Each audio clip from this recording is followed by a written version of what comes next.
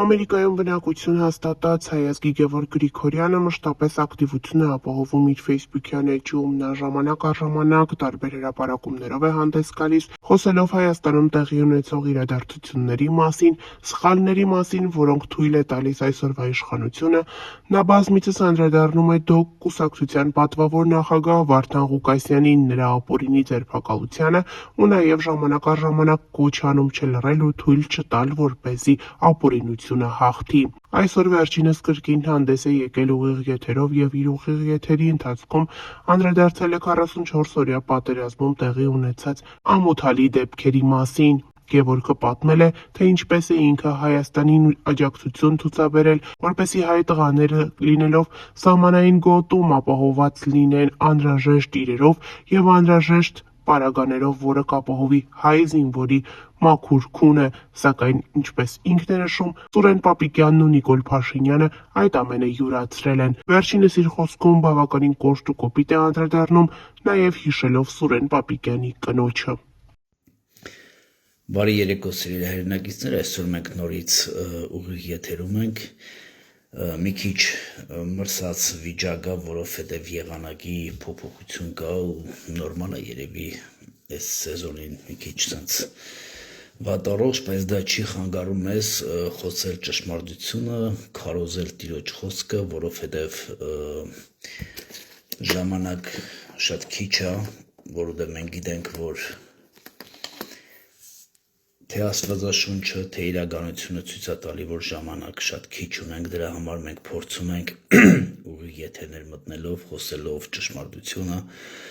Ես օրհնում եմ իմ հայ ազգին ու ուզում եմ մի քանի թեմաներ խոսել։ Մենք բոլորս լսում ենք, թե ինչ այս պահին կատարվում մեր երկրում, թե ինչպես են ջնջում մեր իրականությունը, մեր անցյալը, մեր պապենական պատմությունը, մեր իրական այն ինչ որ մենք ունեցել ենք, փորձում են մի քանի թուրքահապատակներ ջնջել։ Ես ուզում եմ նորից եւ նորից ասել, որ ես որպես քրիստոնյա լինելով փորձում եմ օգնած լինել Վարդան Ղուկասյանին եւ ինձ թվում է, որ շատ լավ է լինելու, որովհետեւ երբ որ աշխարհիկն է մի բան անում, շատ լավ է, օքեյ է, բայց երբ որ քրիստոնյա եւ Աստծուն խնդրելով որևէ մի բան մարդը սրտանց խնդրում է եւ փորձում է մարդուն ընկած մարդուն ձեռ բարձրացնի Քրիստոսի անվան տակ, դա մի ուրիշ օրհնություն է։ Դրա համար ես իմ սկզբունքները չեմ փոխում, ես իմ ապրելակերպը, ինչպես որ ես ասել եմ, ես քրիստոնյա եմ, բոլոր հայ, այն չկան այս մի հայ, ես զարմացած կլինեմ, որ ասի, որ ես քրիստոնյա չեմ, ես չեմ ամաչում դրա մասին խոսելը, բայց այն ինչ որ մենք պետք է այսօր էլի բարձրաձայնենք, մենք ոնց հասկացա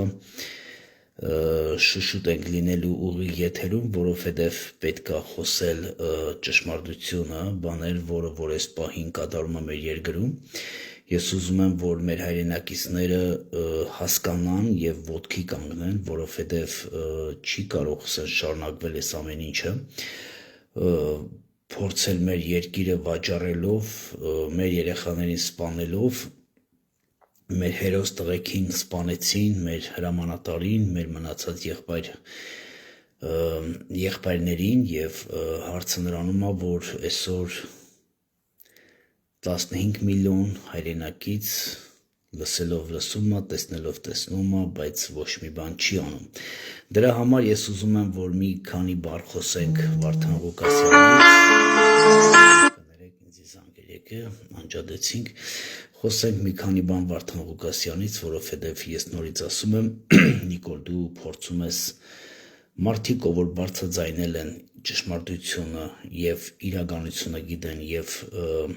փորձել են ճիշտը խոսեն, կամ սպանել ես, կամ բռնել ես տղե, կամ որևէ մի բան արել ես այդ անձանց հետ։ Ես ուզում եմ ասել, որ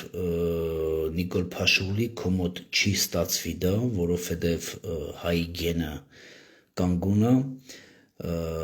ես կփորձեմ մի քանի գաղտնիքներ բացել նորից, որովհետև դա շատ կարևոր է մեր հայրենակիցների համար, որ այսօր հասկանանք, թե այս ամեն ինչը ուր է տանում, որովհետև ինչ է նշանակում Մասիս ծառը, այսօր չկա, չնայած մենք դրան սպասում ենք եւ մենք դրա մասին շատ շուտ խոսել ենք արդեն, որ փորձելու են ջնջել մեր անցյալը, մեր իրականությունը, դրա համար ուզում եմ Նիկոլ Բոզի տղա քեզ ասեմ, որ քո մոտ դա չի ստացվի, որովհետև լինելու է օրերից մի օր քո համար դատավճիռ, ուզեք թե չուզեք, ես չեմ բախանում այդ բառը ասել, այո, այդ դատավճիռը լինելու է քո համար, ես գիտեմ, որ այն մարդիկով, որ քեզ բերել են, քեզ էլ իրենք իրենց ձեռքով ղրգելու են դժոխք, եթե դու կարծում ես, Նիկոլ, որ դու մի քանի անգամ Աստվածաշունչ ես կարդում եւ կարդացել ես եւ փորձում ես մարդկանց խաբես, դա քո մոտ չի ստացվի, այսօր մենք դրանից կխոսենք սիրելիներ։ Ուզում եմ նորից ասել եւ ասել, որ այն հայը, ով որ կհրաժարվի իր անցյալից եւ իր նախնիների եղած պատմությունից, իմ համար այդ անձնավորությունը չի կարող հայ կոչվել, որովհետև չկա մեկ հայ, որ չունենա այդ անցյալը, թե Արցախի կողմը, թե Արևմտյան Հայաստանի կողմը, չկա մեկ հայ, որ չունենա Արևմտյան Հայաստանում, թե Արցախում տուն եւ իր պատմությունը նախնիների։ Դրա համար ես միշտ ասել եմ, մենք պետք է պահանջատերը լինենք, օրենք եւ իրավունք։ Դա մեր հենց ուզածն է որպես սենատ, որ մենք փորձել ենք եւ փորձում ենք առաջ տանել, մենք մեր գործը առաջ ենք տանում, մենք բարձրաձայնում ենք շատ քիչ, բայց կգա օրը, որ շատ ուժեղ կբարձրաձայնենք։ Դրա համար ես ուզում եմ ասել, որ մենք պետքա այսօր միաբանվենք, ոչ թե լինենք, չգիտեմ, սերժական, ռոբերտական կամ, չգիտեմ, Պողոսական, Պետրոսական, դու պիտի պահանջատեր ես եւ իմանաս քո իրավունքը, թե դու ինչի համար ես եւ ինչ ես պահանջում։ Դա շատ կարեւոր է։ Իսկ Նիկոլ, երբ որ դու փորձեցիր Վարդան Ղուկասյանի դեղին հեռախոսը լնայի, դեղին հեռախոսը, այսա, անջատել, դա քո մոտ չի ստացվի։ Մենք չենք լռելու, եթե այդ մարդը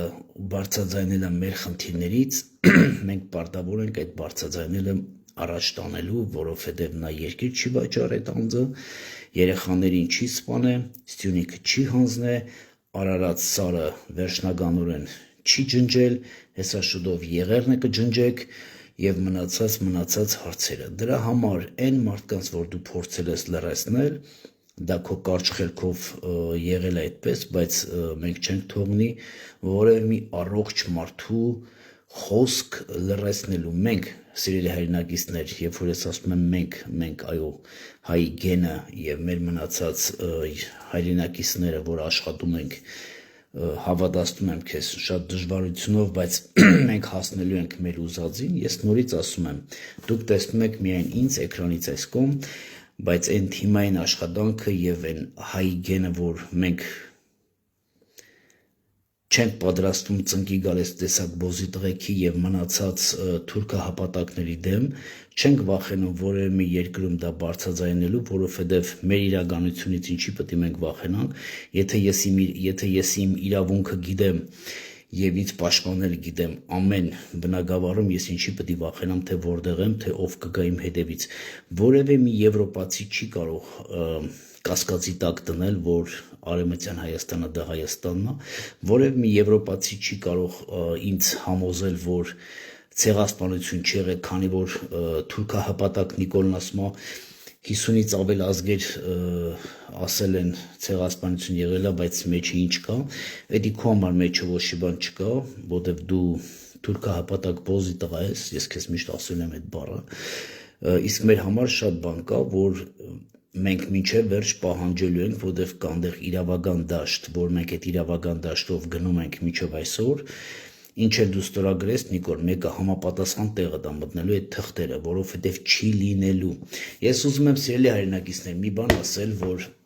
այդ Ամերիկան նոր հիշեց Սյունիքի տեղը,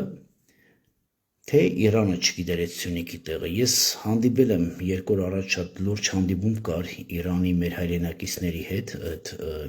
հայերի եւ իրանցիների, որը շատ մեծ բիզնեսով են զբաղվում, մենք հանդիպեցինք Եվրոպայում, X թվայրում, Եվ Երանցին շատ հետաքրքիր ինձ մի բան ասեց, որ գլուխը բռնելով ասեց. «Պարոն Գրիգորյան, դուք հասկանում եք ինչ եք արել մեզ հետ»։ Ես ասեցի, այո, մենք չենք արել, անողն արել է, դրա անունն է Նիկոլ Փաշինյան։ Նա այնքան շատ ճիշտ բացատրեց այդ ճանապարհի էվելյուցիոնը եւ դժբախտությունը, մեր գլխին գալող քաոսը, ասեց. Չդա Աստված, որ որևէ մի օր մենք հանգարց նկատենք ամերիկական կամ իսրայելական կամ որևէ մի ՆԱՏՕ-ի երկրի համազգեստ։ Ասեց, այդ սաղ ամեն ինչը ձեր գլխին է ջարդվում։ Ասեց, խի մենք չէինք կարող հազարամյա այդ ճանապարհը մենք վերցնեինք ձեզանից, կարող ենք։ Մենք հիմա էլ կարող ենք դա վերցնել ձեզանից, բայց ինչ է դժբախտությունը բերեցիք մեր գլխին։ Ինքը շատ ճիշտ էր մեկնաբանում, ես հասկացա, որ բիզնեսմենները Իրանի, նրանք շատ մտահոգ են այդ ճանապարհի համար, ինչքան որ Նիկոլ Փաշինյանին փորձում է հարտակներին ասի, որ մենք բիզնես ենք անելու, մեզ սարքել է առևտրական չարչի Նիկոլ Փաշինյանն իր ոհմակի հետ միասին, նորից եմ ասում, սա մեծ դժբախտություն է, սա խաղաղություն չի, սա վերջնականորեն տանում է մեծ պատերազմի, որը որ այդ ես նորից եմ ասում, այդ ճանապարհի տեղը Իրանը շատ շուտ գիտեր եւ նա կարող էր շատ շուտ դա վերցնել։ Հիմա մի երկու խոսք ուզում եմ Վարդան Ղուկասյանից խոսել, ես համոզված եմ, որ այդ մարդը այն ինչ որ տարիներ առաջ խոսել է, նա ճիշտ էր խոսում, ես համոզված եմ, որ շուտով մենք կունենանք արդյունք, որ նա նորից իր դեղին հեռախոսը ավելի ճիշտ տեղը կօգտագործի եւ համապատասխան տեղը կմցնի այդ դեղին հեռախոսի սրուշկեն, Նիկոլ, էսի գալու է շուտով, ես դες հավատացնում եմ, որովհետեւ ես դա ոնց որ թե զգում եմ, որ ինչ-որ մի լավ բան լինելու է, դրա համար ես եթեր մտա, ասելով, որ սիրելի հայրենակիցներ, ճշմարտությունը հիվանդանում է, բայց չի մահանում, մենք պետք է միաբանվենք, սա միաբանության կոչ է, շատ կարևոր է այդ միաբանության կոչը մենք ունենանք եւ պահենք մեր մեջ, որովհետեւ չի կարող մի քանի ոհմակ թուրքահպատակ փորձի մեր երկիրը ու այս մեր անցյալը որևէ մի ձև ջնջի։ Հիմա ես ուզում եմ մի քանի պատմություն պատմել, եթե դուք հիշում եք իմ եթերներից, տարիներ առաջ ես բարձրաձայնեցի իմ եթերով, ասելով, որ Նիկոլի դեսպաններին պետքա հետ ուղարկվի, մենք պետքա պահենք միայն հիպատոսներին, այն էլ հատուկ ծառայությունների ուղեկցությամբ, ես դրա մասին ունեցել եմ մի քանի անգամ եթերներ, շատ մարդիկ ասին եւ ինչ ես դու պատկերացնում, ոնց կլինի պետություն առանց դեսպանների, ես ասացի, որ այս դեսպանները սրանք մեր մահն են ուզում, որովհետև իրանք 90%-ը վաճառված են եւ նրանք աշխատում են, որովհետև նրանք իրականությունը գիտեն, նրանք գիտեն, որ այս ամեն ինչը կործանված է եւ նրանք բոլորը առևտրի մեջ են, ես դա ասել եմ եւ հիմա էլ եմ ասում։ Ես ուզում եմ մի փոքրիկ գաղտնիք բացել Վենայի հիպատոսի հետ այն աղջիկը, որ իմացանք ադրբեջանցու հետ ինչ-որ ինֆորմացիա վաճառեմ։ Առաջին ուզում եմ ուշադրություն դարձնել, երբ որ, եթե հիշում եք, ես ամեն անգամ դա պետք է բարձրաձայնեմ, մինչև ես դա իմ ուզած ինչ հասնեմ, դա իմ մոտ չի հանգստանա, որովհետև ինձանից գողանալը դա չկա որևէ մեկը, որ կարող ասի, ես գևից կարողացա գողանամ ու մարսեցի, նա չի կարող, որովհետև իմ Տեր Աստվածը, իսկ Աստծո օրհնությունը գողացողը նա մեծ խնդիր ունի, թե երկրի վրա, թե երկնքում։ Հիմա տարիներ առաջ, երբ որ պատերազմը եղավ 44 օրվա, անկախ մեր հայրենակիցներին, որին շատ շնորհակալ եմ, գումար հավաքեցինք եւ ուղարկեցինք Հայաստանի Հանրապետություն, չեքերը սաղ իմ մոտ կա, ես իմ ընտանեկան գումարից 50,000 եվրո, ես ինչ եմ սա կրկնվում, որ հասկանալի լինի, թե ինչ է կատարվել Ավստրիայի Հանրապետությունում, որ ես այսքան տարի խոսում եմ, 50,000 եվրո ուղարկեցի մատրաս եւ պալատկեկ դեսպանությունով, մենք համաձայնության եկանք շատ դժվար, որտեղ այն ժամանակ կորոնա էր, մենք չունենք հնարավորություն ուղարկելու ճանապարհները, երկիրը, տրանսպորտները բոլորը փակեին, դեսպանությունը վերցրեց իր վրա։ Պապիկյան Բոզի տղա դեսպանը, Ավստրիայի Հանրապետության, որ հիմա էլ դեսպան չի, Նիկոլ Փաշուղլու հետ կամ մնացած իրենց ոհմակի հետ այդ ապրանքները վաճառեցին եւ ես սկսեցի հետաքննություն, ավելի ճիշտ նախ կանչեցինք իրան եկեղեցի եկավ նա հայ առաքելական եկեղեցի Վեննայում այնտեղ արարողություն էր նա եկավ եւ մեր հայ առաքելական եկեղեցի հովիվի մոտ կանգնած ես նրան անպատվեցի նա իրան շատ վատ զգաց որովհետեւ իրանք պատկերացնում իրանք անձեռն մխել են, բայց մենք թքածում ենք իրանք անձեռնմխելության վրա, որովհետև մեր տղեկի այրունը չի վաճառվում, իսկ դա մեր երեխեքի համար պիտի հասներ, որ մեր երեխեքը գոնե ցեխի մեջ չպարկեին, մատրասներին հատուկ վայինի եւ պալատկեք, որ անձրևը չգար, մենք գիտենք այդ ժամանակ ինչ անձրև ու ցեխ էր 44 օրվա պատերազմի Եվ նա խափելով փախավ ընդեղից ուղղակի մինչև հիմի եկեղեցական հովիվն ասում է տաղավարի ձեռ տվեց ու փախավ այդ սրիկան նա փախավ բայց ես մոռացության չտվեցի եւ մենք ազգային անվտանգության Ավստրիայի հատուկ ծառայությունների կոռուպցիայի բաժնի հետ միասին մենք փորձեցինք ինֆորմացիա վերցնել թե ինչ է նշանակում Հայաստանի դեսպանատունը Եվ ես կոչ արեցի, չբացելով չագերտները, ասելով, որ ինձ թվում է, որ պետքա Նիկոլի դեսպանները բոլորը հետ ուղարկվեն, դա ինչպես կարող էր լինել, դա կարող էր միայն լինել մեր հայրենակիցների բողոքով, քանի որ շատերը, երբ որ լսում են վայ դեսպանատուն, դեսպան, այդ դեսպանության շենքը, նրանք անձեռն մխելի են կամ էս են կամ են են, դա ինչ շատ է նեղացնում, որ մենք շատ քիչ ինֆորմացիա գիտեք, որովհետև եթե հայրենակիցները կանգնեին այն ժամանակ գային եւ կանգնեին այն ապրանքը, որ ես ուղարկեցի եւ դեսպանից պահանջենք, այսօր մենք չենք հասնի այս իրավիճակին։ Եթե դու պահանջատերը չես, նրանք ինչ ուզում են էլ անում են մեր հետ։ Դա այդպես է։ Քանի անգամ արդեն կյանքը ցույց է տվել, երբ որ մի բան անում են որ ոչ են կտրում, ոչ ձեռ, ոչ գլուխ եւ պատասխանատվության չեն տանում,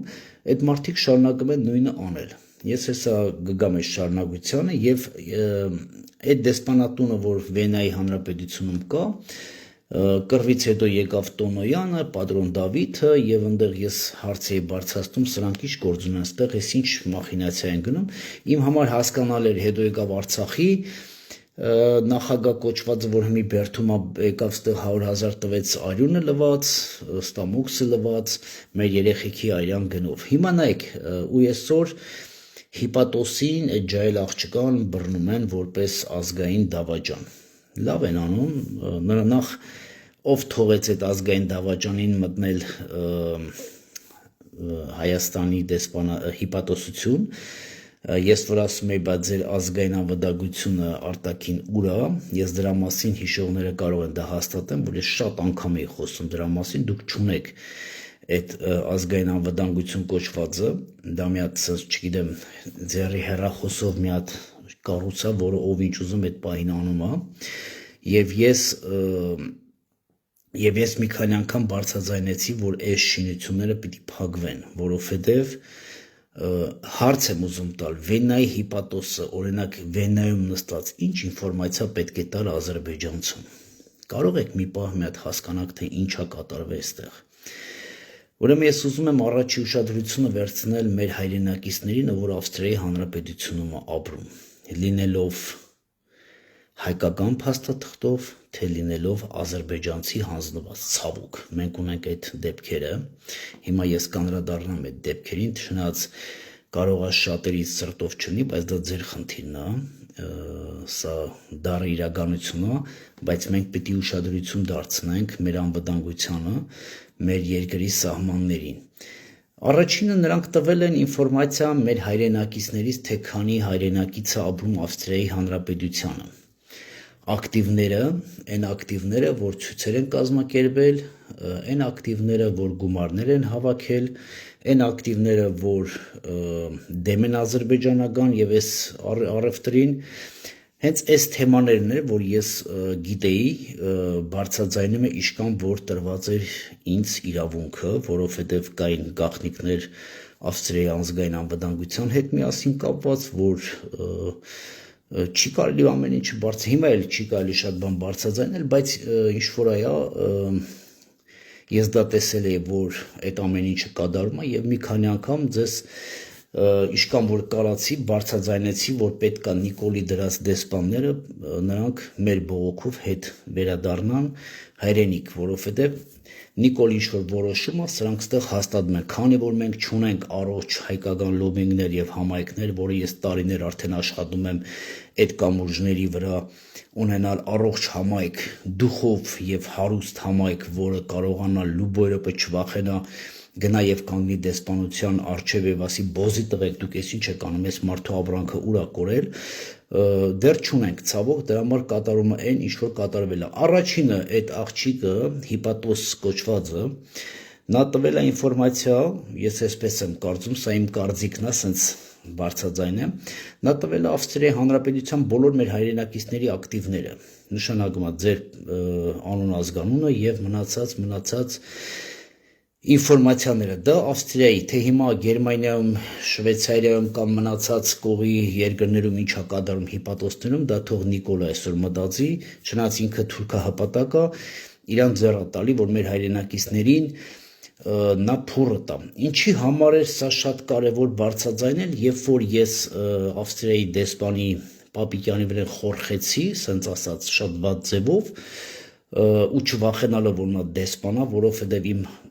տղեկը, մեր կռվող տղեկի մար ավելի թանկ էին, քան թե որևէ մի դեսպան։